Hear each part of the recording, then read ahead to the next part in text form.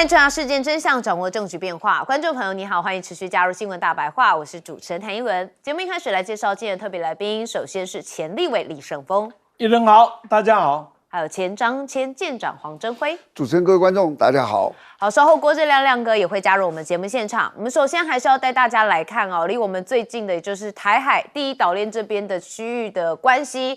先看到的是中国大陆这边军事公布洲际飞弹试射纪录片说震慑的意味相当浓厚。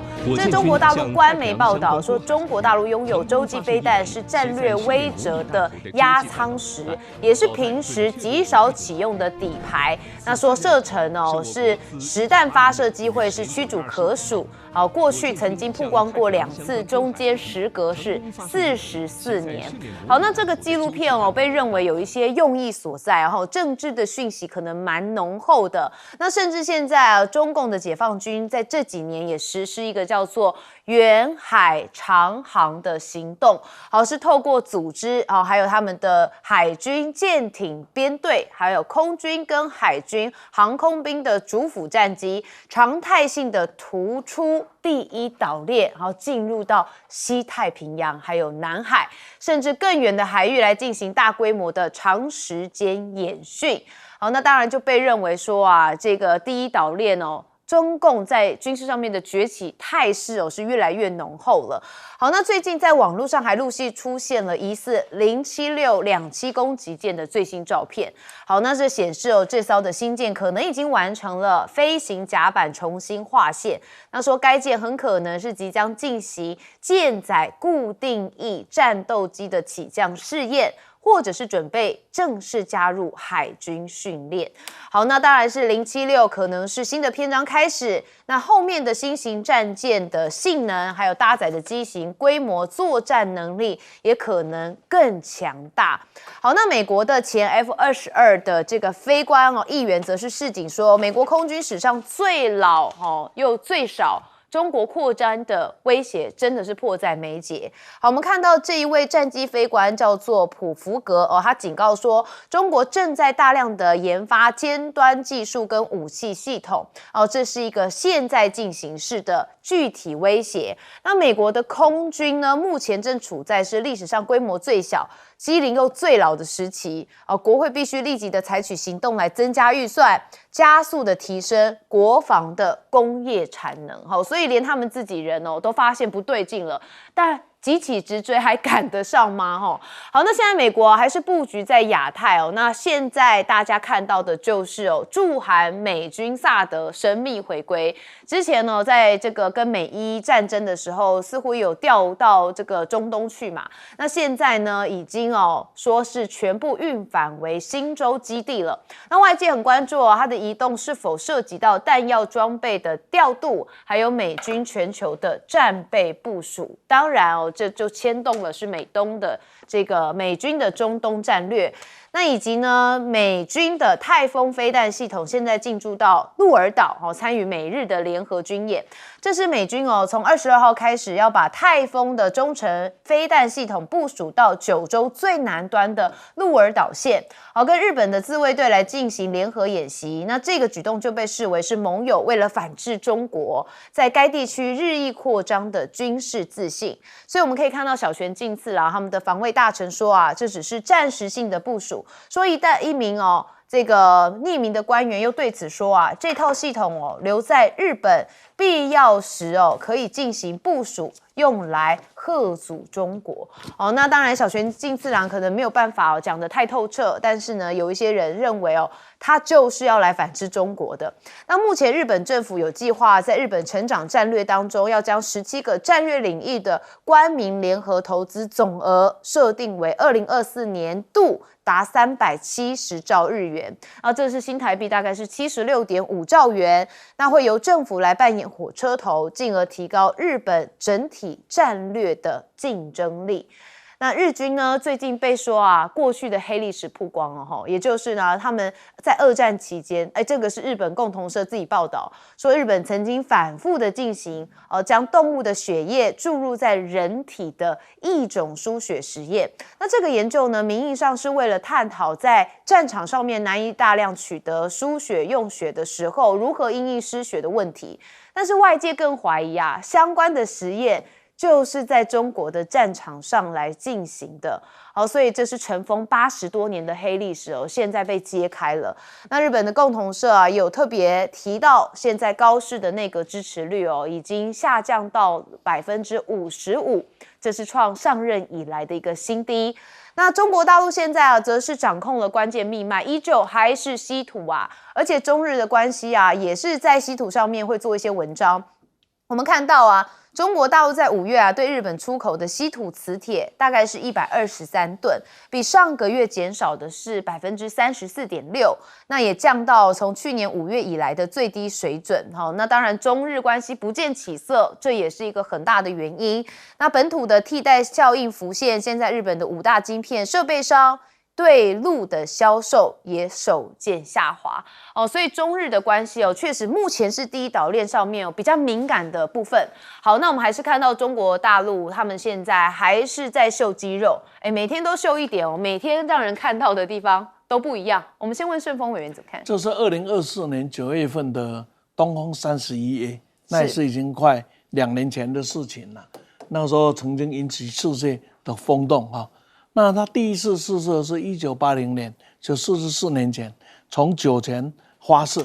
我最近也刚去酒泉那个发射基地，就那样的发射，然后呢，是第一次越洋，所以它越洋的发射大概是44年来第2次，所以这个时候去发布这个代表什么意涵呢？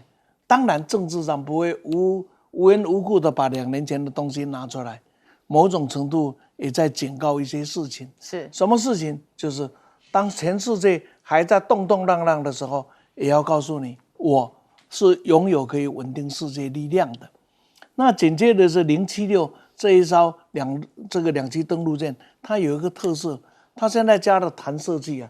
这2栖登陆舰唯一加有弹射器的，大概就有这一架。那为什么呢？它最主要是要弹射的是无人驾驶的重量的飞机。那他要跟整个的航母战斗群可以来搭匹配，他做了什么事情？他某种程度呢是这个有人的战斗机啊，加上无人的僚机，也就是说，所谓的僚机呢，他把这个无人飞机先往前飞，去做侦测也好，去做诱敌也好。那这时候有3架4架一起飞，其中1架是有人，2架到3架是无人，那你要打哪一架？你要打那可是你一打，你整个的参数。你整个的就暴露了，对，所以呢，在076的这个设计上，它最大的特点是搭配的，所以它有独立作战能力啊，它更有搭配啊，这个航空母舰，这个搭配的作战能力非常特别。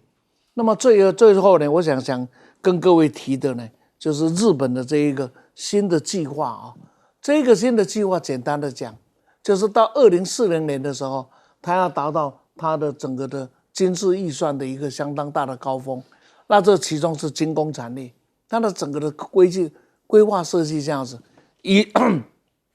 以中国为假想敌，然后呢，这个假想敌，所以呢就以安全为诉求，来发展军民合作的相关产业，从此建造日本一个新的经济环境，以别于安倍三支箭。只求经济的发展，他把经济的发展跟安全的诉求结合起来，所以从这样的一个角度来看，他要走的另外一条经济发展的路线是跟军工相对的配合起来，所以以海权为构思所构成的产业会是它的一个特点，其中造船业会是你可以看到的，所以一个是造船业，一个是军工，那么这个军民合作。作为日本尔后经济成长的一个新的动力，而不只是纯粹只是一个安倍的这个所谓的三支箭的经济学，有用货币啦，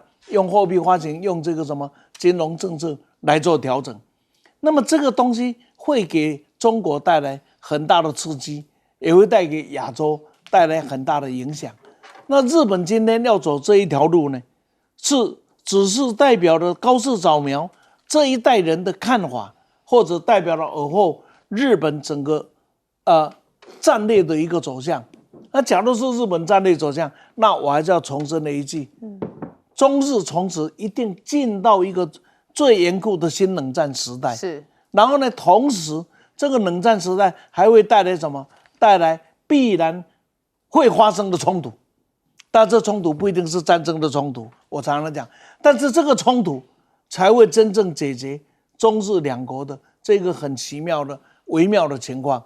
所以只是高市的一个政策，或者从此以后是日本的政策，这一个日本的这一个新的呢，以安全为主体的经济发展政策啊，会是整个东亚甚至整个亚洲一个最新的变数。好，这变数还真不少，尤其中国大陆在崛起之后，想要做的事情哦，可能跟其他国家会觉得有一些威胁性了哈。亮哥怎么看？我觉得日本右翼当然是要增加军事力量啊，可是妄想说用军事力量来带动经济啊，那大概是高市早苗最大的战略错误啊，因为这个是不可能做到的。因为日本政府以前，比如说政府会提供战略投资，可是它是真的培养是主流产业啊，然后外销到全世界啊。日本的军工怎么可能外销到全世界？你要抢美国的饭碗吗？当然就这样。美国军工产业，对，我跟你讲，军工产业是高度管制的产业，你以为你进得来啊？那欧洲呢？你以为欧洲会买日本武器啊？怎么可能嘛？所以我是觉得他这个是完全错估了。就是你能够创造的主流产业，你不是汽车电视这一类的。所以我觉得这个想法是太天真了啦。那个增大军力布置啊，这个是必然的，不管谁执政都一样。比如他下一任可能是小泉进次郎，那也是鹰派啊。你说鹿儿岛布置这个低风的导弹，美国的了啊，或者西兰诸岛要布置日本的中程或远程导弹，还会继续，这个没有问题。可是你要用军工产业来带动经济啊，我觉得这个叫没招之后的话术了，因为他经济始终带不起来嘛，他就用这样来忽悠日本老百姓。那日本老百姓会被唬吗？反正如果唬不过去，事实远低于宣传，你高市就准备下台啊，就是这样啊。不，因为他现在也找不到路，因为你谁叫你要讲台湾有事，日本有事。那中国大陆现在的制裁就针对你啊，所以事实上有很多东西它也因为这样做不出来。我说军工哦，比如说稀土管制，它就会导致有一些东西做不出来啊。那还有另外就是它要卖给谁啦？这个事实上是很重要的，因为日本不可能都是内销啦，所以我跟你讲，现在他搞不好就相中有一个在美国军售遭到挫折的台湾啊，这可能性存在啊。对啊，因为你想一想，菲律宾一年的国防预算只有40亿美金，台湾好歹也有200多亿啊。那你说日本不会来推这个？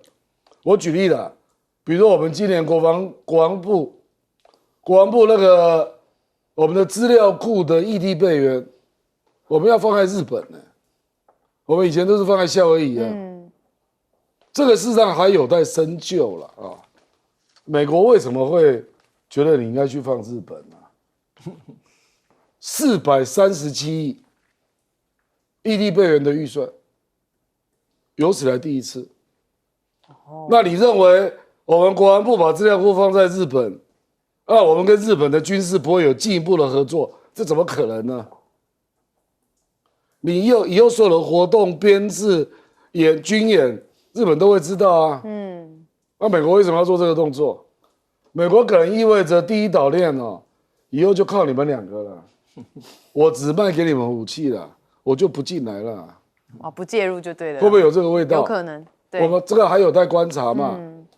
那我觉得中国大陆为什么做很多动作？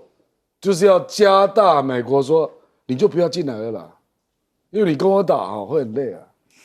所以中国大陆也在做大动作啊。是。好，钟辉舰长怎么看？首先，刚刚主持人在问说，这高市早苗怎么样唬这个日本人？你要知道，他投资这么大的一笔钱哦，当这个东西变成一个实际上的一个成品，可能卖出去的时候哦，已经大概不晓得第几个首相之后了，那是很长远的事情。民主国家政治人物，如果他没有道德的话，他就只争一时，那就短视啊。我就只在短视，因为我就在现在选举胜就够了。我给你画一个大饼是很久以后的，甚至我心里都知道那是不可能的。像民进党说台独，我现在告诉你那是很久以后的大饼，那我现在就认为根本不可能。可他就是画给你，你知道吧？政治人物真的是这个样子。那第二个你要知道，这个无良政治人物了，不能说所有的。那第二个你说像军武的管制多严哦，大家可能不知道。我举一个例子哦，我们当初在跟美国买了很多的悍马车到我们这里，后来我们淘汰了一部分。后来中南美洲有一个国家，据说要跟我们断交了，所以我们就送了一批悍马车过去哦，就是我们已经淘汰的。那这个悍马车我们能送吗？不行送，我们要先问美国，美国同意我们说我们才可以送，这是送给别人，对不对？好，这是一个。第二个，我们有一款那个飞机，空军用了很久，那时候是从美国来的，那个还算这个卖给我们还是二手的就过来的。然后后来那个美国有个飞机博物馆。他要收集全世界我们美国曾经有的飞机，以及全世界各地有的飞机。他发觉那款飞机都没了，只有台湾有。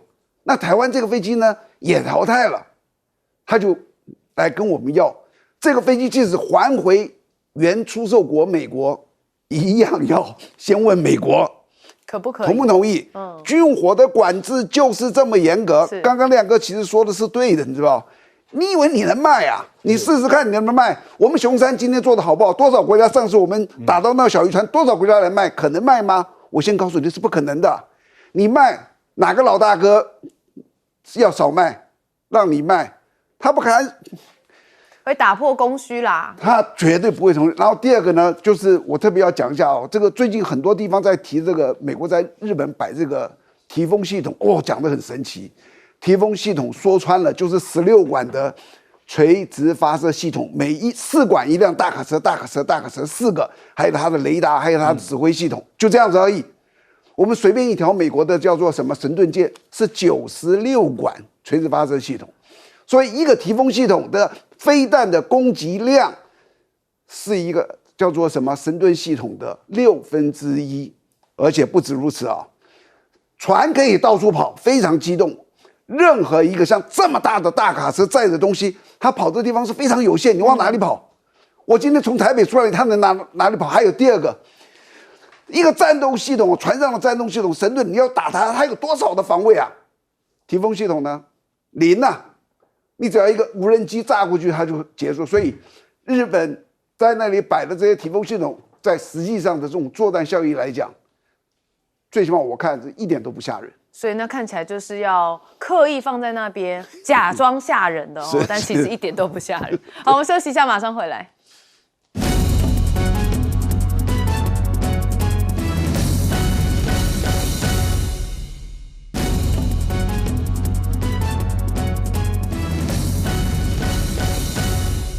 好，我们上周看到 G7 峰会好多话题哦，那当然在今天还特别持续讲啊，就是因为它的话题哦效应持续延烧，因为川普自己啊就特别讲说啊，哎 G7 上面哦，我自称老大是公孙球的啦。好，我们听听他怎么讲。Mentioned the G7, you saw a number of world leaders. You walked in and you said, "I'm the boss." Yeah. How many of them believe that? All of them. But I was just being funny. They're allowed to come if they want and sit. But I walked in, there are these leaders, and I just looked at them. I said, "I'm the boss, and you remember." And that was done as a joke. This thing got carried all over the world. I can't believe it. I was just being cute, funny. I wasn't trying to be the boss. 他说他只是开玩笑而已，真的吗？我们刚上礼拜的时候看到他那个画面他就走进来说 I'm the boss。哦，他就是感觉就是想要当老大嘛，哈，但他现在越解释，哦，那当然越不会有人相信，包含伊伦也不相信然后，好，那他这一次在 G7 还跟一个人这个会面了，就是梅诺尼，好，但是呢，后来他就讲说啊，是梅诺尼求他合照，好，那当然梅诺尼也很生气嘛，他就说我们意大利也从不祈求哦，所以我们之前也谈论过了，结果川普又再度发文骂梅诺尼哦，他强调啊。美国为了北约投下巨资哦，那意大利跟梅诺尼却连介入应对伊朗跟他们的威胁都不愿意考虑。他说，数十年来我们一直在保护他们，但是面临考验时，他们却没有站出来。所以我说啊，川普是一个非常爱记仇的人哦。你看哦，现在这个美伊战争都已经谈到这样了，他还是很介意梅诺尼跟意大利当初没有介入哦。好，那欧洲是不是会备受影响呢？因为美国恐怕会削弱对北约军力的分配。那现在很多专家是非常忧心。好，那因为呢，其中包含的是显著减少了战略轰炸机跟战斗机的数量。那此外呢，一艘美国航母也要调离。那欧洲现在到底是什么样的想法？好，因为呢，中国现在出口的洪流也考验着欧洲跟北京打贸易战的决心。好，我们看到有相关报道说，越来越多的欧洲领导人获得补贴的中国产品跟被低估的人民币，正将欧盟的经济置于风险当中。被美国在去年扩大关税之后，欧洲的市场对中国正变得越发重要。但是同时呢，欧洲又正在权衡是否已经准备好跟中国打贸易战。好，我觉得欧盟现在看起来非常的焦虑所以呢，很多种方法都在想。但是呢，欧盟也有试图要对中国进行抵制，那包含对中国制造的电动车来征收关税。但是欧盟花了1年的时间才完成反补贴调查，而且落实关税，就中国电动车进口就出现了飙升，就表明应对中国的贸易行为就像是在玩地鼠的游戏，打地鼠的游戏。那这一位呢，则是一位专栏作家他说中欧贸易的问题也不是单纯的经济问题，因为中美欧3个世界经济巨头之间的关系向来微妙，像是美国跟中欧任何一方出现了转机，都会令另外一方跟对方的关系出现裂痕。就举例像美国之前同时向中欧施压，让中欧的关系短暂升温。那现在美中的关系又出现转机，所以欧盟担心自身地位受到影响，不敢得罪美国，就只好再把矛头对准中国，把中国的经济把中国当成经济问题的代罪羔羊。所以就看起来美国、中国跟欧洲他们是一个三角恋的关系所以跟这个好，那跟那个就会看起来比较不好。那欧盟如果只认拳头，中国不妨多给点拳头。就有分析报道说欧盟跟大战风车的堂吉诃德已经没啥两样。因为贸易战首先将会打击欧洲自己的原料供应跟物价，用不了多久，欧洲就得自己内爆。那中国不妨在像是汽车、矿产、新能源等领域选择给一个战场，让欧盟一场败战，戳破他们的华务运动，也就是西学为体、中学为用的画皮。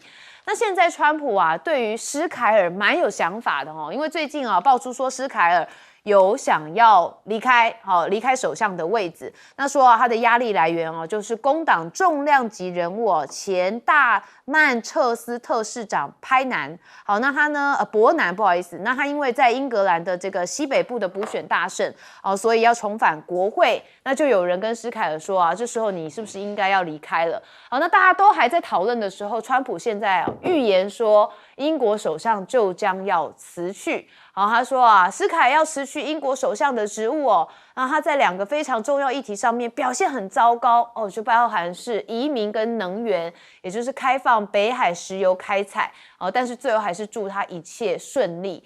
那川普现在是不是代替施凯尔宣布将辞职呢？传出施凯尔最快是22号要下台，那震撼跨太平洋的政坛那目前 CNN 的报道是22号他就会公布自己下台的时间表，那就说是工党逼宫内的声浪升高，那就是外交大臣古博也私下的劝说施凯尔下台。那古博是施凯尔内阁当中最资深的大臣之一，那交通大臣跟其他的内阁成员同样也支持他尽快提出交棒的时间表。那就说其实施凯尔周末也跟家人在讨论这些未来的动向。那商业大臣凯尔则表示他思考的是目前的政治现实，还有国家对他的期待。那施凯尔在今天22号应该就会宣布一个下台时间表，但是呢是要到秋天才交报。主要英国卫报就讲说伊伦刚才讲的重量级的伯南似乎还没有准备好。那消息人士向路透否认相关的消息就强调施凯尔目前仍然专注在政务，还没有准备辞职，也没有证据显示他已经向查尔斯3世提出了辞呈。但是川普讲一些讯息可能不太对，讲别人的家务事就一定是对的啦，应该是要辞职没错，只是什么时间点而已。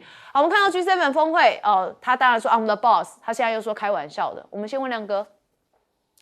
G7 真的还是把他当老大了，因为欧洲现在几个大国都非常差经济都非常差然后欧洲的经济利益其实很不一致他又不跟美国这样是一个国家，所以我觉得中国大陆跟欧盟打交道本来就是错的，可是又没有办法不打交道就是比如说中国大陆在匈牙利投资了大量的电动车零组件那你去把中国的电动车加税，了不起中国就化整为零到中国组装再卖那你到时候欧盟就去对付匈牙利是不是？那还有呢？还有一大堆啦。你阻止中国的电动车，这个讲的是在中国制造的电动车，不一定是中国的牌子实际上福斯汽车也大量在中国制造它在回销欧洲所以事实上受损的企业也包括德国企业所以我跟你讲，他自己是乱成一团所以你说他未来会怎样，中国会怎样？我觉得就跟中美差不多了，就他就打一下贸易战，那中国就反制嘛，那欧洲就觉得哇这样不好，我们再修一下然后修好了之后，又发现不爽了，再打一下贸易战，就是这样就始终稳不下来了可是欧洲跟美国不一样，因为中国的电动车在欧洲已经有相当的市占率了，大概已经有15%了，美国是0不一样所以我是觉得欧洲其实要真的不要依赖中国的市场是不容易的啦那另外那个蒙洛尼其实你刚刚讲有少掉一段因为川普就在那边鬼扯了，说梅洛尼要跟我拍照，那女生听了就很火大嘛，梅洛尼就说根本没这回事，那胡说八道然后这个就两个有点吵嘴了啦，结果梅洛尼就取消本来要去美国做国事访问不是他外交部长吗？反正就是梅洛尼的意思，他不去了，他们意大利的态度嘛所以川普就来凶他嘛。那川普凶了对不对？坦白讲也对。意大利是战败国意大利现在是享有美国的核武保护伞这是事实意大利差点被共产党执政是谁把共产党干掉了？去美国就 CIA 啦，我讲白了啦意大利共产党差点在战后就执政了，这个了解那段历史都知道，美国 CIA 大量介入，然后结合那个 Mafia 黑手党共同镇压劳工那段历史大家都知道所以我的意思是说川普了解那段历史就觉得意大利这次真的是以怨报德就说你意大利的机场竟然不让我停降，这太过分了那因为意大利距离中东很近嘛，所以让美国非常不方便。对，所以呢，这个美伊战事的事情，你看延烧到后续都还有很多的涟漪顺丰委员怎么看？美国有川普，世界有欢乐，你不觉得吗？他每天那一张嘴，就让我们大家对不对没完没了的评论，太好了。他真的越看越像蔡奇亚滚了。他是一个总统，应该是要有法相庄严的一面，但是相当多的时候展现出来是 sales 的一面是一个霸气总裁的一面，是蔡奇亚滚的一面。好了，那是美国人的事，不过有时候会伤到我们。是最主要的是看欧洲才是一个问题。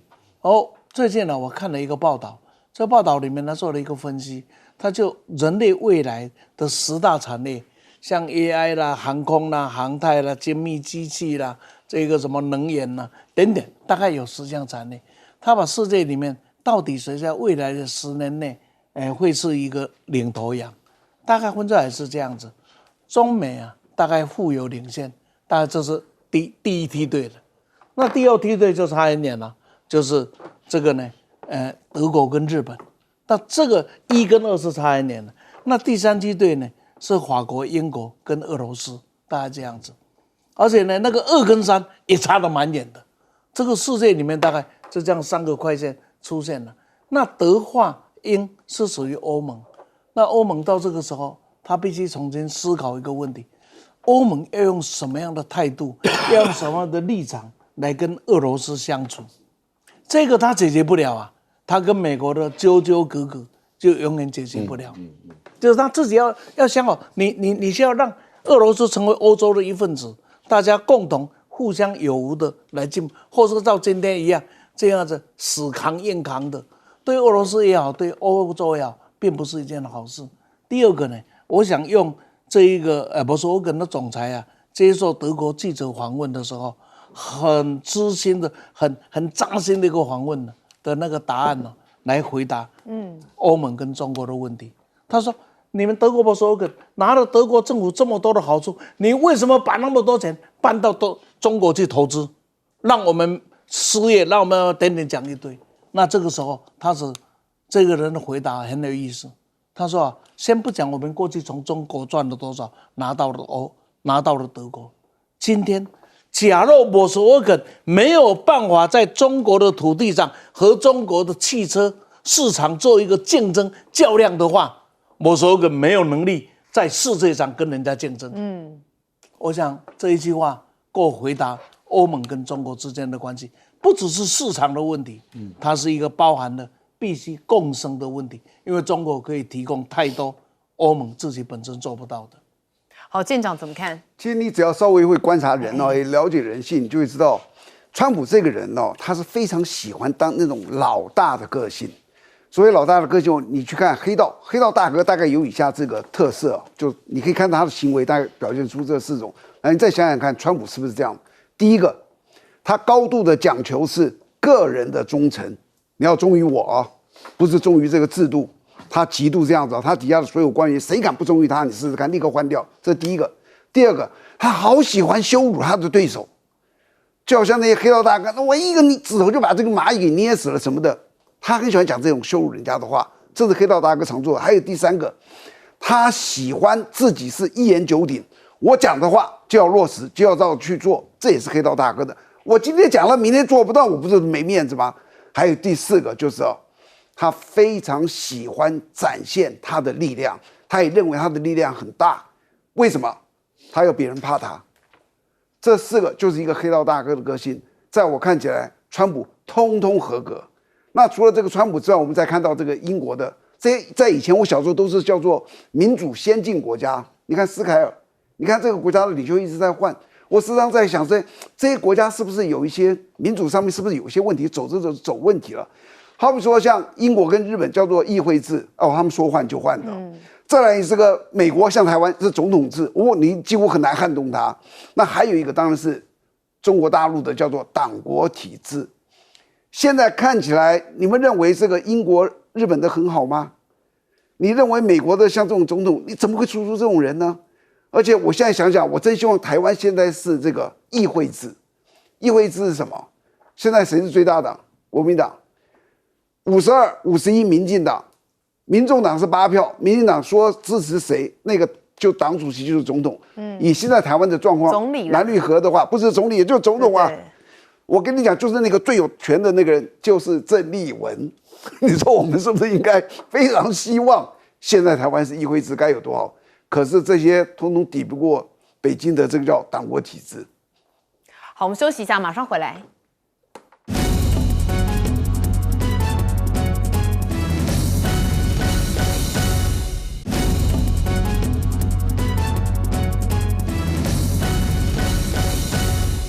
好，好，最后还是要回归来谈美伊之间目前的谅解备忘录签了之后，当然他们有新一轮的这个谈判那就在瑞士。好，那在周末的时候一度是有取消不过后来他们还是赴约了，也见了面。好，所以我们也带大家来看这个是呢，伊朗的谈判代表说有怒因为川普的强硬施压。瑞士会谈一度停摆之后又彻夜续谈主要就是因为川普先扬言威胁德黑兰的谈判代表，激怒了伊朗的首席谈判代表。那美国的副总统范斯还面露一个紧张的神情，你看他那跟巴基斯坦的总理有进行一些交谈这些画面全部都被捕捉到了。那现在呢，谈判到底有没有一个重大进展我每次都要打一个问号，因为常常下一刻就马上变盘。好，伊朗的外长阿拉奇是说终结了黎巴嫩战争这一部分是取得了重大进展。那不仅伊朗的石油出口制裁获得了豁免封锁解除，那部分的资产冻结也被解冻，那启动针对伊朗的大型重建跟发展计划。好，那五角大厦到底花了多少钱来打这场战争呢？现在根据美国 CSIS 的初步统计说，虽然大部分开支皆由国防部来承担，但这场冲突也让国土安全部跟退伍军人事务部等其他联邦机构额外支出了大约是10亿美元，非常吓人。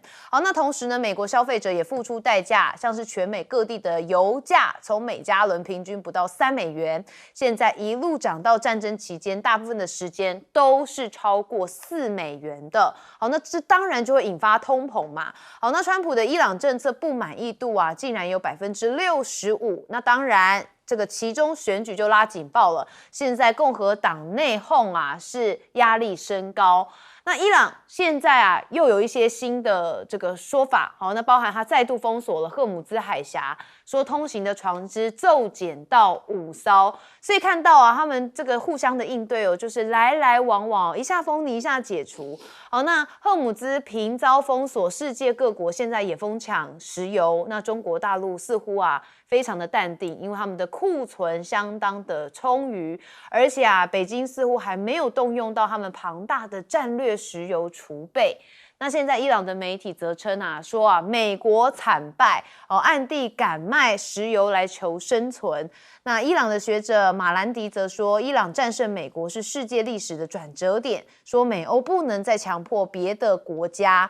那在银学当道的政治氛围下白宫上上下下紧跟着川普，那将美伊签署的谅解备忘录渲染成美方所谓的胜利。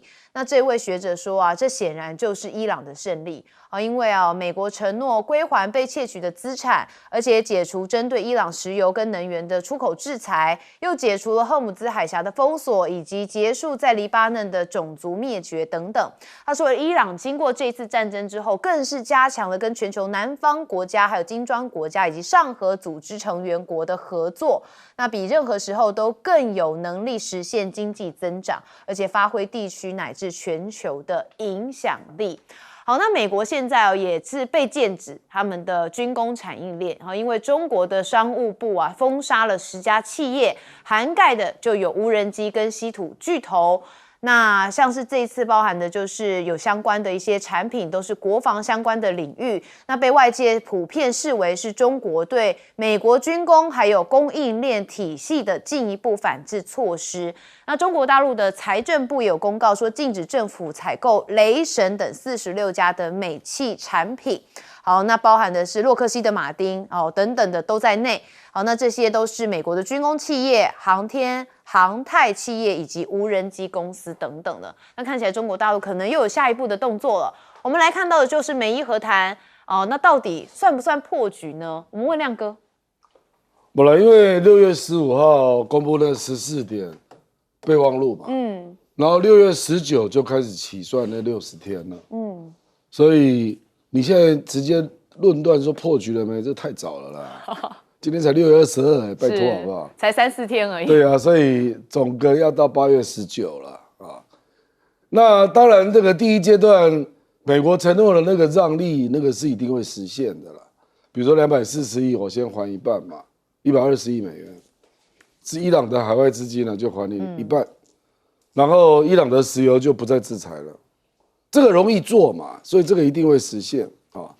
那接下来就轮到伊朗你呢，你要给我安全、完全的开放霍姆兹海峡。你认为伊朗做得到吗？伊朗啊，他在14点协议有讲啊，说他不会再收通行费，可是呢，他不承诺放弃对霍姆兹海峡的管理权。那请问这是什么意思啊？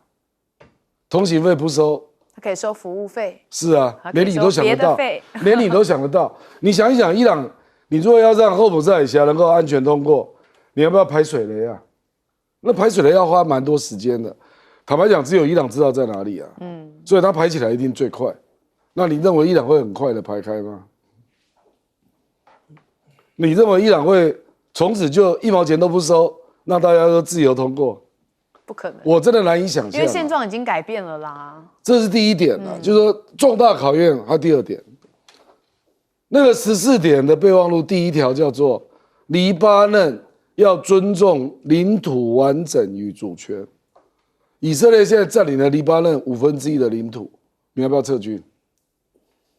以色列他只有说我不会再打了。你认为真主党就这样说算了吗？所以如果真主党一直叫撤军撤军，以色列始终不撤军，你认为会不会打？你认为真主党会不会打以色列？会。这个我交给你判断。我就说这个才是叫做重大的地方。还有第三个，美国说亚洲海湾国家跟欧洲一起募集那3000亿美元嘛？请问这3000亿美元要怎么交给伊朗？为什么要经过你美国的手？我盟邦不能直接给伊朗吗？那第二，你美国要交给谁？你是要交给伊朗政府还是革命卫队？革命卫队会允许你交给伊朗政府吗？哇，它里面很多矛盾。不，这个都是比较大的。对我跟你讲，你那个叫小的啊。那因为8月19号是 deadline 嘛，川普一定会一直用这3000亿美金来逼伊朗让步了。因为浓缩铀还没谈嘛，不然川普哪有筹码？这个霍姆兹海峡开放之后，你美国就要开始撤军呢，所以你美国那个时候手上的筹码是什么？你就会从我要炸你哦，变成我3000亿不给你哦，变成这样。所以我认为后面还要再观察啦，我也不敢说会破局啦，可是我是跟你讲。地点蛮多的。好，那当然要排除，很需要时间呢。我们就可能看8月看有没有什么更新的讯息，或许中间就会有一些变化要持续锁定我们节目。顺丰委员怎么看？基本上站在美国的立场，尤其站在川普的立场，就是维持备忘录这个框架呢，保持的不要破裂。对，这是他最大的要求。他现在最怕这个谈判输了。因为全世界都知道你输了，只有他认为赢，而在这个赢的前提，就是因为有备忘录，现在开始在谈判，所以这个绝对不能倒。刚刚讲8月19到期，对，我告诉各位会tackle的，为什么不能延到11月19？为什么不能延到12月19？对，为什么不能呢？你告诉我，就川普那一张嘴，时间换取空间呐，就川普那张嘴要转弯一点困难都没有。所以现在你看这个问题上，他最大的点就是说，如何保持不得破裂。所以你看那个范斯的脸孔就知道，他现在背后这个人就说，怎么拖怎么怎么都没有关系，就是不能破裂了，失败回家了，那就完蛋了。好，这个范斯破裂就不用选总统了。不就是不是，就对他讲起来，现在美国真的是那当然讲压的啊，夹到那个 LP 啊，是这么也痛，那个也痛，什么都也痛，就是他。OK， 那第二个呢，这整个的中东格局啊很有意思，就是为什么美国在中东会有那么大的分量？其中最重要的是波湾战争，这个伊拉克进攻了科威特，结果呢，这个被改变的局势是美国号召了全球以他为主体的联军，把伊拉克在迅雷不及掩耳的情况下被打败了。而伊拉克当成号称是全世界第3、第4个军力，他想全世界耳目一新啊！哇靠，这个简直就是好莱坞的科幻电影啊！所以那个时候，美国真的是说一是一，说二是二，叫中东这些王爷们啊，说出钱就出钱，说跪下就跪下。为什么？因为他们真正拯救了科威特。真的是 The Boss。他真的拯救了，而且真的他展现出来的精力跟实力啊，全世界没有人能够跟他比。那时候俄罗斯的灰毛腿面对爱国者，那个灰毛腿真的是毛都不见了。好，这个情况下，现在这一次一选下来，大家看到了没有啊？伊拉克战争的影子不见了，你对伊朗一点办法都没有啊！而且确定你是输了，同时，伊朗用什么方法对抗你？不是世界第几强大军力啊，他是把荷姆斯海峡一控制着，全世界都输。所以在这个情况下，中东的格局改变，强权在中东的地位也会改变。最后呢，我提一下，就是中国大陆对这些美国军工产业的制裁，只要台美的这个经购交易再继续下去，这些一定还会败被制裁，各位看着办吧。好，珍辉舰长怎么看？首先啊，我对伊朗跟美国的这个协议啊，我做一个大胆的推测，它不会破裂的。为什么？因为这两个东西所有做主的那个人叫做川普，川普自认为是黑道大哥的个性，他要他成就是要成，所有人都要忠于他，要把这个事情搞成，谁把他搞砸，谁就倒霉。这是第一个。第二个呢，我特别要讲一下哦，打到现在到底谁胜了？大家可能在讲美国胜了吗？当然，现在大部分人都说美国没有胜。那你为什么说美国没有胜呢？因为每一个战争在发生战争的时候，各个国家都有一个叫做战略目标。我是为了要达到这个战略目标，所以我发动这个战争。当这个战略目标一达到，会立刻停战，这是所有国家的，因为战争对任何人都不好，达到了就会停战。那各位，我现在问你，美国发动这次战争的战略目标是什么？一开始是希望伊朗这个换他的政权，神学政权换掉，现在神学政权非常之稳。第二个是去核嘛，去核也完全没有。还有第三个就是什么？你不要去支援这附近的这些武装组织。他现在完全没有退，所以你知道美国的战略目标没有一项达到，可是他希望现在停。那我可以这样子简单的讲，因为美国的战略目标没有达成，所以他没有胜，好不好？他可以继续打，那是一个泥道，叫他继续打打看。那至于这个伊朗呢？伊朗在被打的那个基础，他是一个弱国，他的战略目标是什么？我要活下去，就这么简单。到今天他活下去了，所以以伊朗的战略目标来讲，他是达到了，他没有输。然后除了这个你看得到的战略目标以外，还有一个就是经过这个战争之后，大家双方的这个实力怎么样？你有没有想过，美国的在2月28号之前到今天，伊朗在2月28号之前到今天，谁的国家的影响力在这个世界提升了？谁往下降了？你想都不必想，美国降了，伊朗升了，而且只要美国现在撤军，伊斯兰世界。